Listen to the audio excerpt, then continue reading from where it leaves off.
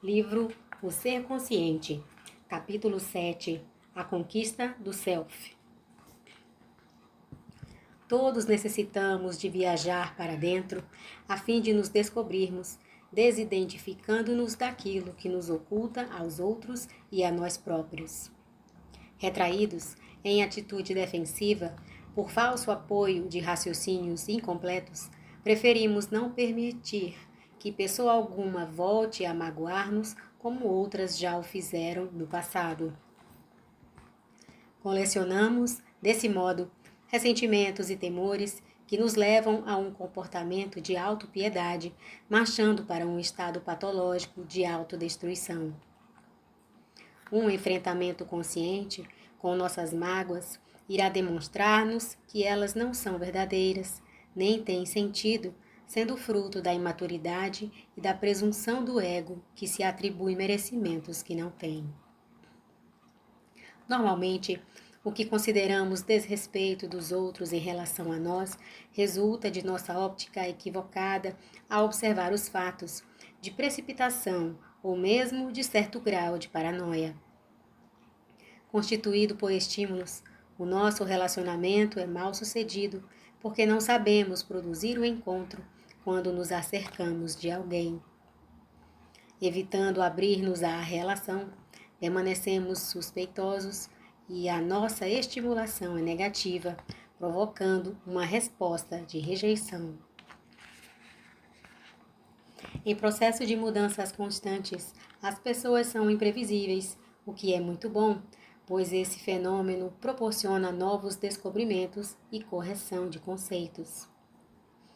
Quando nos apresentamos a alguém com sinceridade, esse alguém se nos desvela com fidelidade. Um estímulo revigorante e dignificador provoca uma correspondência equivalente. Ao nos darmos a alguém, conhecido ou não, ofertamos uma parte, algo valioso de nós. Se a outra pessoa não souber responder, não há problema para nós, porque verdadeiramente somos o que expressamos, de que não podemos nos arrepender, nem devemos nos sentir magoados. Aceitar o mau humor alheio é sintonizar com ele, permitir que nos digam e imponham como devemos agir e nos comportar.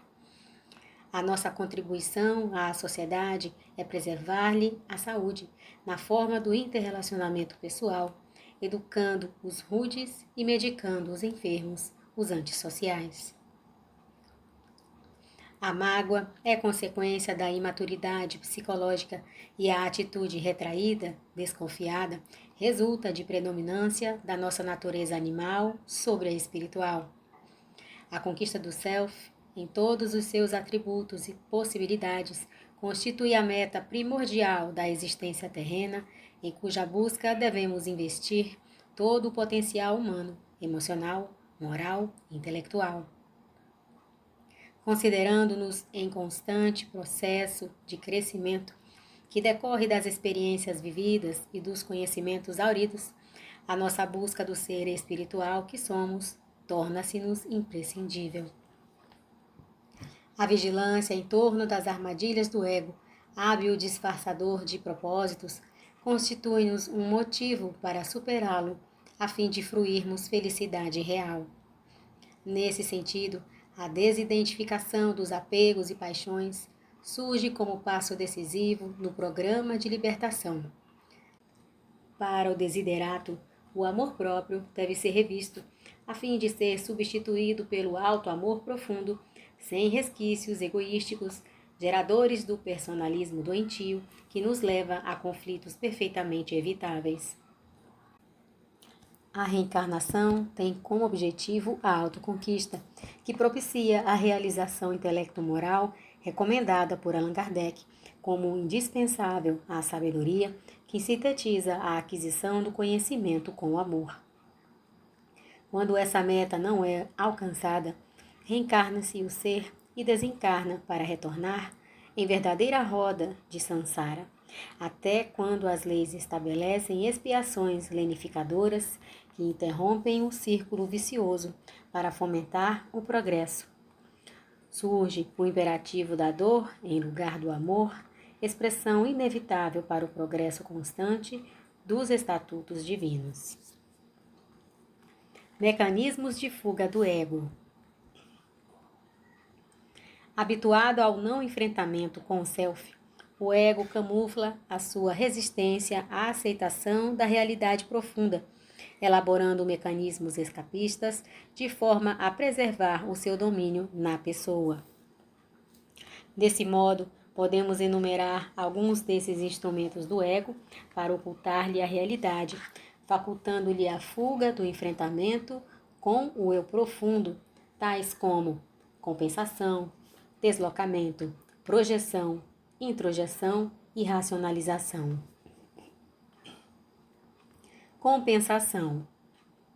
Foi o admirável pai da psicanálise individual, Alfred Adler, quem, percebendo que um órgão deficitário é substituído pelo seu par, um pulmão enfermo ou um rim doente, estabeleceu que ocorre uma compensação correspondente na área psicológica.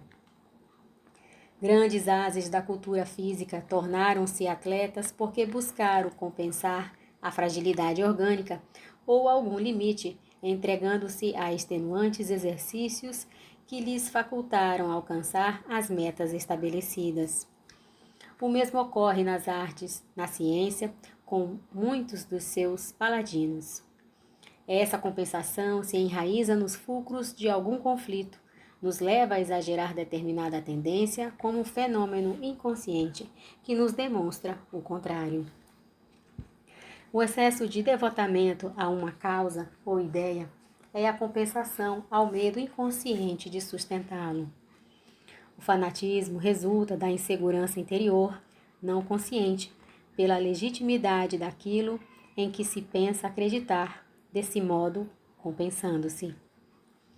Há sempre um exagero, um superdesenvolvimento compensador, quando, de forma inconsciente, se estabelece um conflito por adoção de uma crença em algo sem convicção. O excesso de pudor, a exigência de pureza, provavelmente são compensações por exorbitantes desejos sexuais reprimidos e anelos de gozos promíscuos vigentes no ser profundo. Sem dúvida, não se aplica à generalidade das pessoas corretas e pudicas, mas àquelas que se caracterizam pelo excesso, pela ênfase predominante que dão a essas manifestações naturais. Na compensação ocorre a formação de reação, que responde pela necessidade de um efeito psicológico contrário. Desse modo, as atitudes exageradas em qualquer área camuflam desejos inconscientes opostos. Nessa reparação psicológica, o ego exacerbado está sempre correto e, sem piedade pela fragilidade humana, exprime-se dominador, superior aos demais, que não raro persegue com inclemência. Na distorcida visão egóica, a sua é sempre a postura certa, por isso exagera para sentir-se aliviado da tensão, decorrente da incoerência entre o ego presunçoso e o eu debilitado. A compensação substituta, uma deficiência orgânica propele o indivíduo a destacar-se noutra área da saúde, sobrepondo a conquista de realce ao fator de limite, também se transfere para o campo emocional e o conflito de ordem psicológica cede lugar ao desenvolvimento de outra faculdade ou expressão que se pode destacar, anulando, ou melhor dizendo, escamoteando o ocasional fenômeno perturbador. Graças à compensação substituta, o ego se planifica, embora tentando ignorar o desequilíbrio que fica sob compressão, reprimido. Todavia, todo conflito não liberado retorna e, se recalcado, termina por aflorar com força, gerando distúrbios mais graves. A compensação egóica é, sem dúvida, um engodo que deve ser elucidado e vencido. Cada criatura é o que consegue ser e, como tal, cumpre apresentar-se, aceitar-se, ser aceito, trabalhando pelo crescimento interior mediante catarse, consciente dos conflitos degenerativos. Todo esse mecanismo de evasão da realidade e mascaramento do ego torna a pessoa inautêntica, artificial, desagradável pelo irradiar de energias repelentes que causam mal-estar nas demais. Deslocamento. A consciência exerce sobre a pessoa um critério de censura face ao discernimento em torno do que conhece e experiencia, sabendo como e quando se pode fazer algo de maneira que evite culpa. Nesse discernimento lúcido, quando surge um impulso que a censura da consciência proíbe apresentar-se sem reservas, o ego produz um deslocamento. Freud havia identificado essa capacidade de censura da consciência que situou como superego. Quando se experimenta um sentimento de revolta ou de animosidade contra alguém ou alguma coisa, mas que as circunstâncias não permitem expressar, o ego desloca-o para reações de violência contra objetos que são quebrados ou outras pessoas não envolvidas na problemática. Na antiga arena romana ou nos atuais ringues de boxe, se traduzem esses sentimentos recalcados contra a vítima momentânea, deslocando a fúria oculta que se mantém contra outrem nesse ser desamparado. Subconscientemente, a pessoa que apoia o dominador e pede-lhe para extinguir o contendor mantém hostilidade que reprime, impossibilitada das convenções sociais ou circunstanciais de exteriorizá-la. A hostilidade da criatura leva a reagir sempre por meio de motivos reais ou imaginários.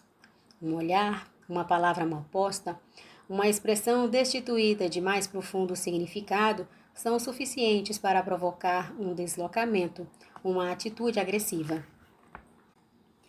Face a essa postura, há uma tendência para camuflar os significados perturbadores da vida.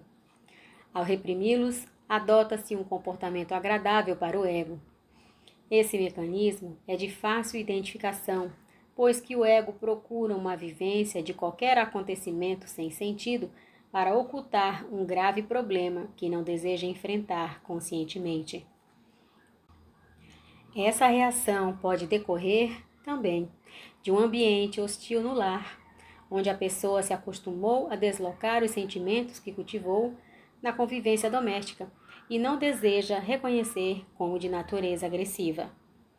Somente uma atitude de autorreflexão consegue despertar o indivíduo para a aceitação consciente do seu self, sem disfarce do ego, não deslocando reações para outrem e lutando contra as perturbações psicológicas.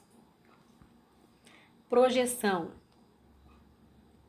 A repressão inconsciente dos conflitos da personalidade leva o ego a projetá-los nos outros indivíduos, nas circunstâncias e lugares, evadindo-se a aceitação dos erros e da responsabilidade por eles. Se tropeça em uma pedra na rua, a culpa é da administração pública municipal. Se choca com outrem, a culpa é dele. A projeção alcança reações surpreendentes. Um homem esbarrou no outro na rua e reagiu, interrogando: "Você é cego?" Ao que o interlocutor respondeu: "Sim, sou cego." Atropelara o invidente e se permitira o luxo de fazer-se vítima. Há uma natural e mórbida tendência no ser humano de ignorar certas deficiências pessoais para projetá-las nos outros. Toda vez que alguém combate com exagerada veemência determinados traços de caráter de alguém, projeta-se nele, transferindo do eu, que o ego não deseja reconhecer como deficiente, a qualidade negativa que lhe é peculiar. Torna a sua vítima o espelho no qual se reflete inconscientemente. Há uma necessidade de combater nos outros o que é desagradável em si. Pessoas existem que se dizem perturbadas pelas demais, perseguidas onde se encontram, desgostadas em toda parte, revelando caráter e comportamento paranoicos, assim projetando a animosidade que mantêm por si próprias nos outros indivíduos, sob a alegação de que não os estimam e tentam interditar-lhes o passo, o avanço. A projeção é facilmente identificável e pode ser combatida mediante honesta aceitação de si mesmo, de como se é, trabalhando-se para tornar-se melhor. Introjeção. Outro mecanismo de disfarce do ego é a introjeção, que se caracteriza como a conscientização de que as qualidades das pessoas lhe pertencem. Os valores relevantes que são observados noutrem são traços do próprio caráter, constituindo uma armadilha, defesa do ego. A pessoa introjeta-se na vida dos heróis, aos quais ama e com quem se identifica, aceitando ser parecida com eles. Assume-lhes a forma, os hábitos, os traquejos e trejeitos, o modo de falar e de comportar-se. Pode acontecer também que se adote o comportamento infeliz de personagens dos dramas do cotidiano, das películas cinematográficas, das telenovelas, das tragédias narradas pelos periódicos. Na atualidade, ao lado dos inúmeros vícios sociais e dependências dos alcoólicos, tabaco e drogas outras, há também a dependência das telenovelas, mediante as quais as personagens, especialmente as infelizes, são introjetadas nos telespectadores angustiados. Essa morbidez deve ser liberada e o indivíduo tem a necessidade que lhe cumpre atender de assumir a realidade interior, identificando-se numa harmoniosa combinação entre o self e o ego, mantendo o equilíbrio emocional mediante o exercício de autodescobrimento, eliminando as ilusões, os romances imaginários, pois que tais mecanismos de fuga, não obstante o momentâneo prazer que dispensam, terminam por alienar o ser.